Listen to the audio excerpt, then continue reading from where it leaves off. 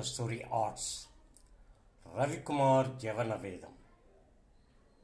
చాలామంది అంటూ ఉంటారు, ఈ కలియుగంలో ఈర్ష్య అసూయ ద్వేషాలు పెరిగిపోయాయండి అంటారు. మిత్రమా, ఈ ఈర్ష్య అసూయ ద్వేషాలు పెద్దరికం కోసం ఆరాటం, పెత్తనం కోసం ఆరాటం ఈనాటివి కావు. అంటే సత్యయుగం గురించి మనకు తెలియదు, అంటే నాకు తెలియదు. త్రేతాయుగంలో కూడా కైక ఈర్ష్య అసూయ, తర్వాత వాలిని సంహరించడం కోసం ఆధిపత్య పోరనమాట. అందుకే వాలిని సంహరించారు.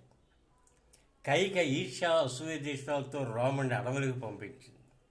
ఇంకా ద్వాపర యుగానికి వస్తే కౌరవులు ఈర్ష్య అసూయ ద్వేషాలతో బాగా మండిపోతుంది.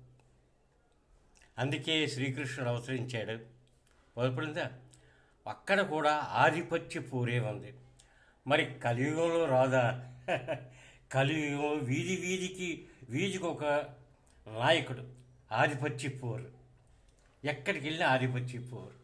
ఆఖరికి టిఫిన్ బండి దగ్గర కూడా ఆధిపత్య పోరు జరుగుతూనే ఉంటుంది. ఇదే రవికుమార్ జీవన వేదం.